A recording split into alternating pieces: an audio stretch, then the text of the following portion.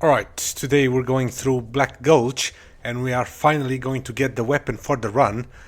So that's exciting. Anyway, this is the same or much the same as the gutter in that it is full of these poison spitting statues, so you do want to uh, have some kind of a way to smash them. You know, it makes the area much easier to navigate.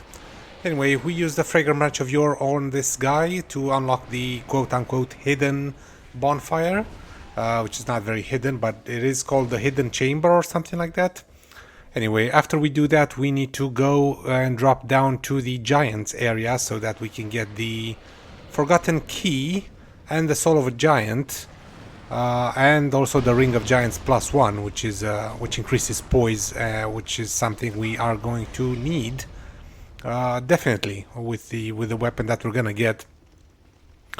Anyway, you need to drop down here and be surprised by a couple of giants, which is a very scary moment, and you need to run past them as best you can and into this cave. A very, very scary moment, but you know, it's fine. You do need to do this before the boss because we're gonna use, if you do it my way, we're gonna use a bonfire ascetic to put the area in New Game Plus, and if you come down here after that, there's gonna be 3 giants, which is inconvenient. Anyway, this is why I told you to pick up those poison arrows in the gutter. It takes 4 poison arrows to poison the giants, or each giant, and it takes 2 poison procs to kill them. So yeah, you need 16 poison arrows in total, and you get 20 from the gutter. So, you know, taking into account any misses that might happen, that is bang on what you need to kill these giants.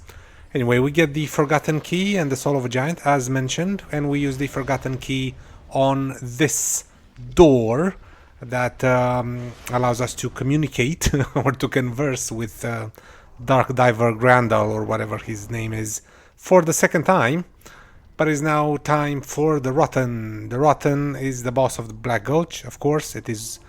Is it a great one? I don't think it's a great one. Or is it? I don't know. Yeah, it is. It is a great one because there's a primal bonfire behind him. Anyway, this is not a difficult boss fight if you know it. It's a fairly simple boss fight, actually. He only has a few attacks, and they are all quite easy to dodge with the amount of adaptability we have. So yeah. The important thing about this boss and about this fight is to make sure you only attack him after he attacks. You never want to be impatient with this guy because, yes, it's a simple boss fight, but he still does a lot of damage, so if he does hit you, you will regret it. But as you can see, we also do quite a bit of damage to this guy, especially with the counter damage and so on. But yeah, 600 and something per hit is not bad at all. Certainly not bad. I would technically classify this as melting the boss.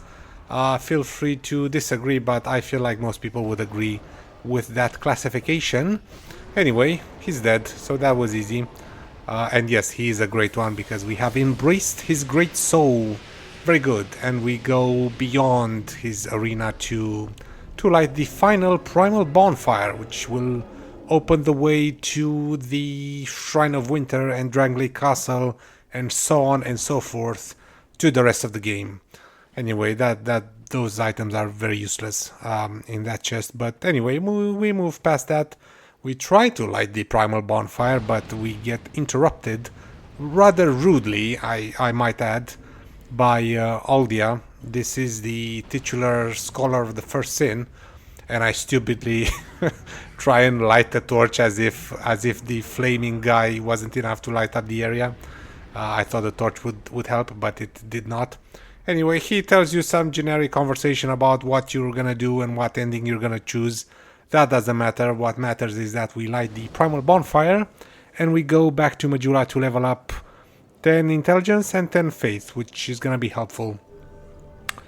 Anyway, allow me to breathe for a bit. We use a bonfire ascetic at the hidden chamber bonfire to put the area in New Game Plus. What is done cannot be undone, and so on. This is, yes, it does put the area in New Game Plus, but it's a soft change. It doesn't respawn everything but it does respawn most things.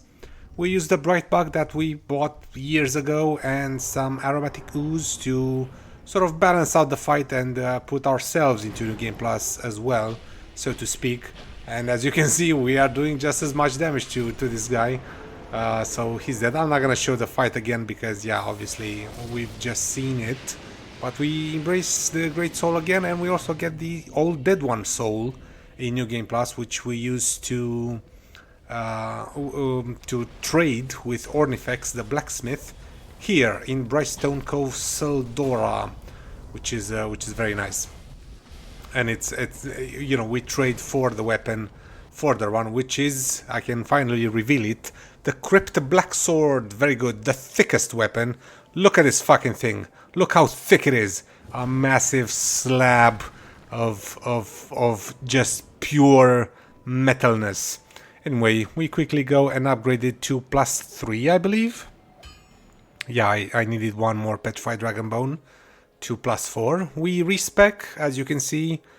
This weapon, as I've mentioned previous times, has a lot of stat requirements and a lot of stat investment. Anyway, we infuse it with dark because that's the thing with this weapon. It's a dark weapon and it benefits from the dark infusion. Excuse me.